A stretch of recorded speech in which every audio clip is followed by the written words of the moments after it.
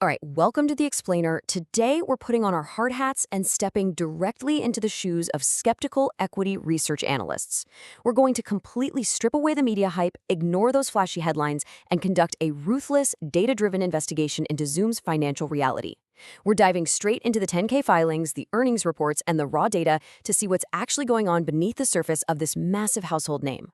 But real quick, before we get to the numbers, please listen to this exact mandatory disclaimer. This is an educational case study and quantitative analysis for informational and entertainment purposes only. It does not constitute financial advice, investment recommendations, or an offer to buy or sell any securities. Past performance does not guarantee future results. Please consult a licensed financial advisor before making any investment decisions. All data is sourced from publicly available filings and is subject to fair use for commentary and criticism.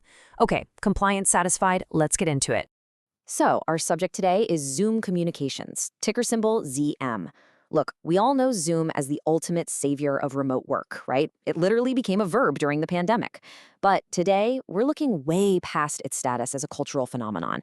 We're evaluating Zoom strictly as a mature, cash-generating entity that might honestly be facing a serious growth wall. We want to know how the machine operates today, not 3 years ago. And here is the ultimate mystery we're trying to solve. Zoom generated nearly $2 billion in free cash flow last year. I mean, that is a staggering mountain of cash. So why on earth is Wall Street projecting a super meager 4.2% future revenue growth? How can a company be so wildly profitable yet struggling so hard to grow? Well, let's unpack the numbers and find out. Section 1. The Revenue and Profit Gauntlet. Looking at the historical revenue, the story becomes very, very clear. We're seeing steady but undeniably slowing top-line growth. They posted $4.53 billion in fiscal 2024, ticking up to just $4.87 billion projected by 2026. That year-over-year growth is clocking in at a mere 4.4%. For a software as a service, a SaaS company, single-digit growth is exactly why analysts are slamming on the brakes. Now, check out their earnings per share. As skeptical analysts, we always compare GAAP to non-GAAP earnings. Usually, tech companies use non-GAAP to hide massive stock-based compensation to make their earnings look a little prettier, right? But look at the total anomaly here. Zoom's official GAAP EPS is actually higher at $6.18. That's up a staggering 92.5% year over year, while their non-GAAP EPS sits lower. If you dig into their 10K reconciliation, you'll see this is largely due to nearly $1 billion in gains on strategic investments. That bumped their official net income to $1.9 billion. It's a fascinating twist. It shows their investments are paying off, even if core software sales are sluggish. Section 2, Cash Flow and Balance Sheet Health. Let's look at the absolute lifeblood of any enterprise software company. This number right here is impossible to ignore. $1.92 billion. That is the free cash flow Zoom generated in a single fiscal year. Despite the slowing top line, Zoom is a highly efficient cash printing press. They are absolutely not burning cash to survive. They are hoarding it. And where does all that cash go? Straight onto a balance sheet that is an absolute fortress. Zoom boasts $7.8 billion in total cash, cash equivalents, and marketable securities. This gives them massive optionality. They can easily weather economic storms, acquire competitors, heavily fund research for AI, or just aggressively buy back their own stock. A quick glance at their cash flow reconciliation confirms the incredibly high quality of these earnings. They are translating net income into physical cash with a brilliant operating cash flow margin of nearly 41%. When you can turn almost half of every single dollar of sales straight into cash, your underlying business is undeniably robust. Section 3. The media blackout, red and green flags. The real story is always buried in the footnotes. So let's uncover what the headlines usually gloss over. Okay, here are the 7 deep red flags we found buried in the filings. The most chilling metrics? A net revenue retention at 99% and a trailing 12-month enterprise net dollar expansion rate at 98%. In plain English, anything under 100% means you are actively shrinking your existing customer spend. The mainstream media totally ignores this because it's way too complex for a catchy soundbite, but it means their biggest clients are downgrading plans faster than Zoom can upsell them. Add to that a sluggish billings growth at 4.8%, online self-serve revenue practically flatlined at 1.2%, ongoing 2.9% monthly churn, and intense competition from giants like Microsoft eroding their pricing power, and you see exactly why the market is hesitant.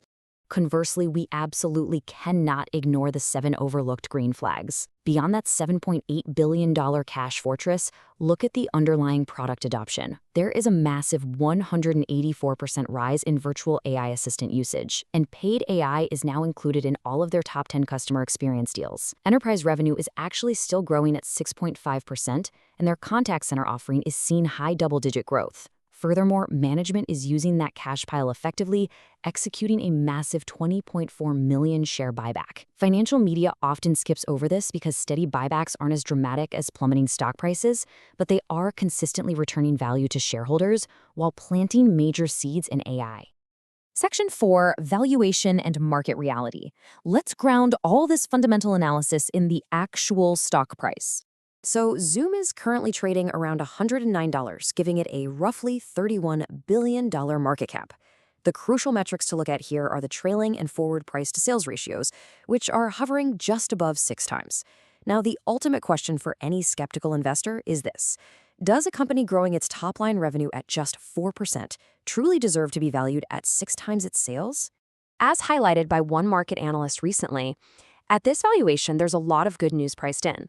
When a stock price climbs over 23% in 6 months, the market is essentially placing a big bet that the new AI products and contact center growth will successfully re-accelerate the entire company's revenue. If that growth doesn't actually materialize, that 6 times sales multiple could start acting like a very heavy ceiling on the stock price. Section 5, Moat and Final Synthesis. Let's deliver our final verdict and wrap up this investigative teardown. First up, our valuation verdict. Based on our gauntlet of metrics, the stock appears fairly valued to slightly overvalued at current levels. Now, make no mistake, the free cash generation here is absolutely elite. But a 6 times sales multiple demands future growth, and a 99% net retention rate directly contradicts a strong growth narrative. Zoom has to prove they can stop the slow bleed in their existing enterprise seat counts before this valuation starts looking like a real bargain. Second, we evaluate their economic mode as narrow and shrinking. Now, high switching costs certainly exist in enterprise communications, right? Ripping out a company's entire phone and video system is a massive headache.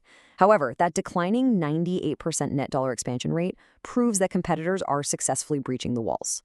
Microsoft Teams and others are effectively competing, putting immense pressure on Zoom's historical pricing power and their overall market share. So here is where we leave it.